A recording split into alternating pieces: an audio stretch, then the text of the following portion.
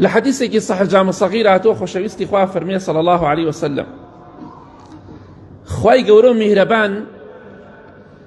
برحم و مهرباني خوي شتيكي با أمتكم بخشيوة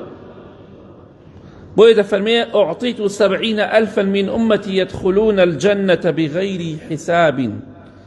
وجوههم كالقمر ليلة البدر. يا ربي خواه لو كسانا من بقيري خواهي قورا بيمي بخشيوة لأمتكي من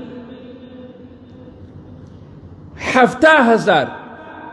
مروف بجنوب بياوه 7,000 دروات بهشتوه ببي محاسبة واتا ام 7,000 محاسبة روجي قيامتي شيان لسرنية دەموچاویان ئەوەندە جوانە وەکو مانگی چواردە دەدرەوشێتەوە. بۆیە پێغەمبەری خوا صلی الله عليه وسلم ئەوەندە بەڕەحمە بۆ ئێمە، بەڵام ئێمە زۆر بێوەفاین بەرامبەر بە خۆشەویستی خوا صلی الله عليه وسلم. ئەفەرمێ وتم خوایەگیان 7,000 کەمە بۆمان زیاد کە 7,000 کەمە بچێتە بەهەشتەوە لە ئومەتێکی گەورە. خوشويستي خواه فرمي صلى الله عليه وسلم فزادني مع كل واحد 70,000. خواهي قوله بومي زياد كرت فرمي لقل ام 7,000 دشنا بهشته وببي محاسبة ببي عذاب 7,000 هر يك لم 7,000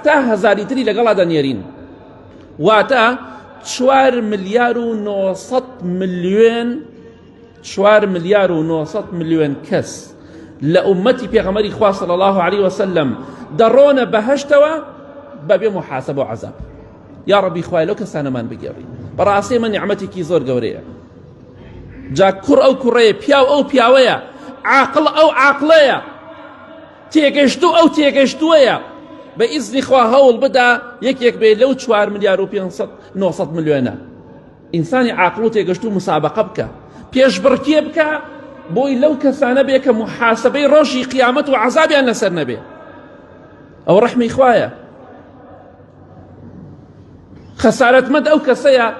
هول نداتو خوي نخاتنا وأم جماعته. يا ربي إخوايا لو كسانه من بقيري